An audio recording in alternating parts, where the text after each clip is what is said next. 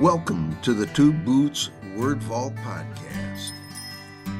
On November 9th, 2025, Como Cottage Salons hosted poet Jesse Dermody, along with Scott Vetsch, Thomas R. Smith, and myself, Tim Young.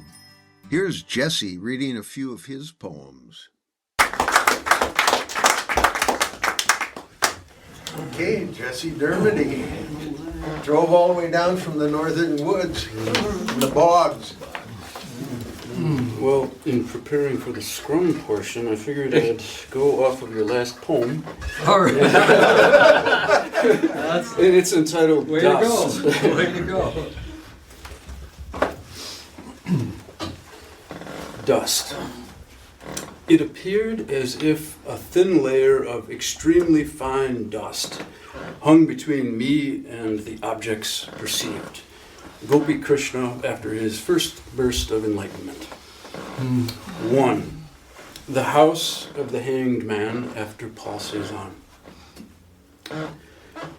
The dust whips around in the village so much as to abstract into the paints, where the few leafless plane trees and the green underbrush and the hillside homes of the villagers and their intricate trails all take on the battered hues of dust.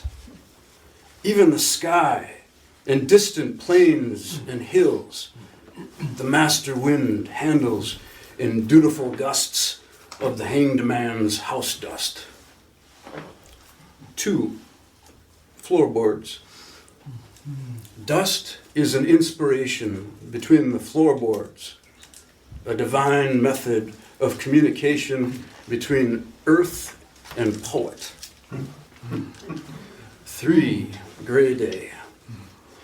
Grizzled in the woods, a thick, wet dust gets lost in the natural drainage systems of the beaver ponds, only to reappear under the fingernails of a dying afternoon. Then, well, I've been feeling my father's energy a lot lately, and I live in the bog in northern Minnesota, north of Duluth, and I feel there's a lot of masculine father energy and grandfather energy when walking in the woods. So this is based on a dream I had that blew my mind for a while, and it's called My Father in the Empty Cathedral. My father sits with eyes closed and touches his forehead to the back of the pew in front of him. He is young, in his early 20s, around the time his mother died of colon cancer. I enter the nave and see 3 plates of light floating in the air in front of him, but can do nothing to awaken him from his deep sadness. I take one of the plates of light for myself and exit the cathedral through a side door. And this baby. I got a friend who I'm very endeared toward, who's a photographer, and he's only got one eye from birth. And he has no depth perception, he has trouble driving, but he takes some of his photos, he's very prolific, are just with one eye. He does better than me if I had 3 or 4 eyes, you know? And this is entitled Farmhouse and Sky, after an infrared photo by Roger D. Feldens. The dark, rickety farmhouse climbs wildly into the windows of my eyes. Old, weather-beaten song of clapboards and contusions of white and gray clouds. I'm bruised into better knowing the plains, solitary, mostly forgotten trees.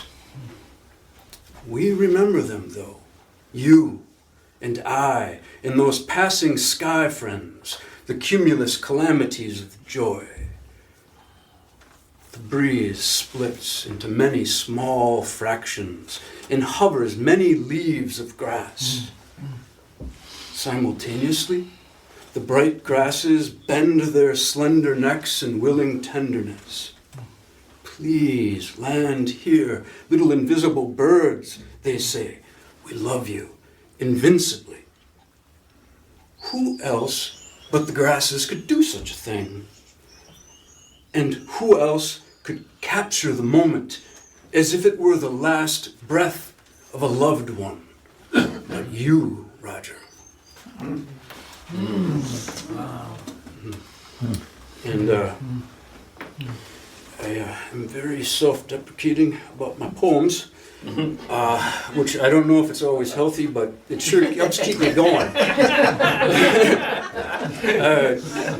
My middle name is Jesse Dermody, and this one is called Not Enough Black Holes, and it will be very self-evident what I'm talking about. So, not enough black holes. There aren't enough black holes blown into this poem. Not enough voids and empty spaces, not enough suction and twist. The frayed hangnail of my mind doesn't tremble enough, like when a tornado approaches. When I listen, my gut doesn't feel gorged enough with black dirt and outer space. Friend, if I were an astronaut and I had to choose one poem to bring with me to Mars or any party, this would not be the one.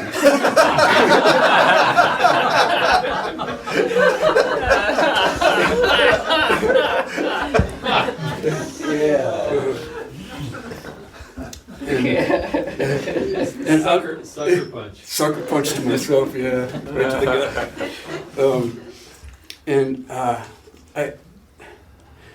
I have a real love of Georgia O'Keeffe's paintings. I mean, a lot of artists, but she's one of them. She inspires me for some reason, just immaculately, by being so focused on what might be considered minor detail, and she makes it huge and, well, universal suddenly. And this one is about a fig, and it's just a simple painting of a fig, and it got all my neurons firing and bewildered me. So the fig, after Georgia O'Keeffe. The dark, ripe fig has the shape of an aardvark, stem as nose, with an aardvark's desires for bustling ant castles. And the gray tablecloth underneath the fig looks like a treasure map of the angels, with the fig where the treasure chest should be. Sweet fig, Figaro of angels, you sing of the nobility of small, living, hidden things, as the bats inside my voice hunger to taste you. And I would just like to recite one more poem of welcome. It is inspired by reality. And where did it go? It's called The Swan, the Tundra Swan. And then I'll pass the baton. Tundra Swan. Beak and tongue read the liquid braille of the river as you float on its surface. The cream-white blanket of your wing feathers subtly fluttering in folds about your body. You're warm, mostly untroubled, easy about the wind on the down of your long, curved, wintry neck. Nobody says what you've won or lost by being near. Friend, listen. I am so glad you're here. Yeah.